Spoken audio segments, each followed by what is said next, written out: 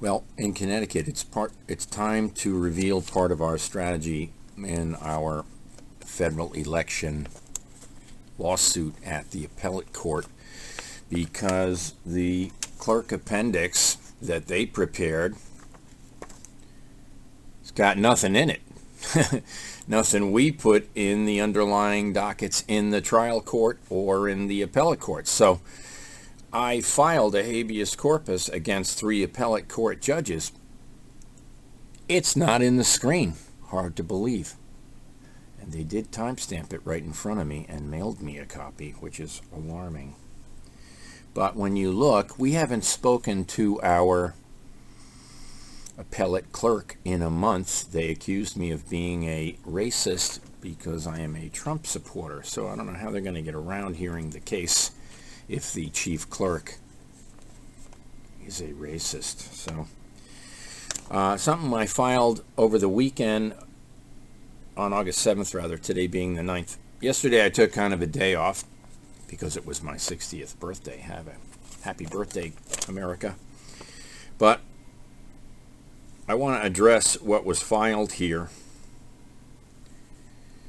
The writ of error is not included in the clerk appendix, which is a problem because foreign nationals ran Connecticut's election. Basically, LHS is a bunch of Spanish and German guys that run their cybersecurity in Germany. And why would the state of Connecticut give a foreigner from the CCP who bought Dominion prior to the 2022 election control of Connecticut's election for Richard Blumenthal? Beyond the fact that he's a communist, but I ask, show us the authorization of the foreign nationals that own LHS to control our election. No discovery was made. What about the admissions and the articulation and the habeas corpus that required a hearing? I mean, every paragraph on this document stinks, reeks of... Now, they gave me a delinquency order. I'm not delinquent. I haven't heard from my clerk in 1 month. I collected 57,000 signatures. They were destroyed. They were given to Hearst Media. Judge Clark ruled upon it. Judge Clark dismissed the underlying trial court case, Flynn versus Kohler, Secretary of State. Now, Ted Bromley's been fired. I think other people are fired. But what's interesting is that they had me arrested in December, and the Senate Majority Leader, Truglia's son, Democratic Senate Majority Leader, signed the warrant. Not Judge White.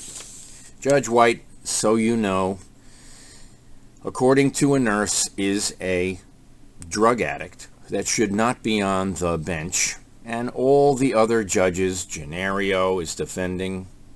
Gennario just had a hearing 2 days ago, Monday, where he defended a drug addict. Now, Blowy is having conversations ex parte, and Randolph is discussing the discussions between Blowy, McShane, Truglia, the list goes on. Kavaniewski. Why did Kavaniewski deny 2 protective orders where people are to be shot in the back of the head? The third one hasn't been heard, but the third one is Heather Lindsay, who has a dynamite case. Dynamite case. She was raped by Dr. Ahuja. She witnessed Judge Gary White getting drugs from Dr. Ahuja, who claims he bought Judge Gary White. It turns out he bought Judge Kavaniewski too, or why would Kavaniewski refuse protective orders of people that Ahuja's brother and nephew threatened to shoot in the back of the head? This is the election fraud case in Connecticut. People are being threatened to be shot. We notified Judge Meyer, and he's just going along with it. So I wonder why Ryan Flanagan denied the federal subpoenas to view the Edison record, which is public record, just like the cast vote record is missing. Without the cast vote record, none of the elections in Connecticut are certified. Everyone who has asked for their cast vote record, those states could not certify their election without it. It is missing. Yours is missing. Ours is missing. There is communications that they should be made missing.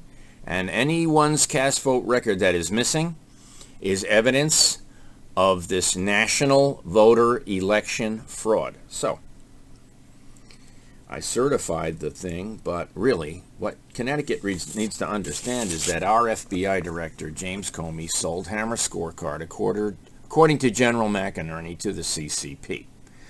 Now, a Chinese national bought LHS, which is part of Dominion subcontracting under ESS, No Inc., and now there are questions about how the town clerks were forced to do certain things, including destroy evidence, and the Town Clerks Association in Connecticut is a defendant in the FSTCV 22-502-7404-S,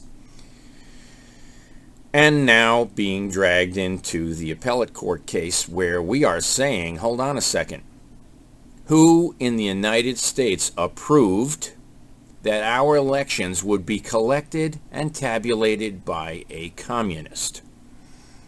A communist. I have all the records we need. I don't want to divulge any more than that.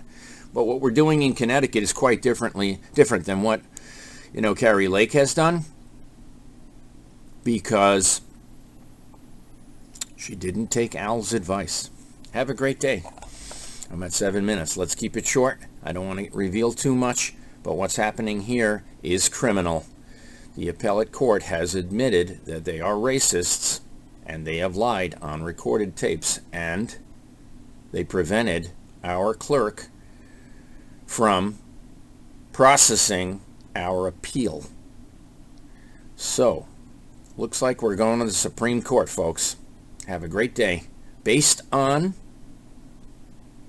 Judge Clark's treason. Judge Clark's treason. Thanks.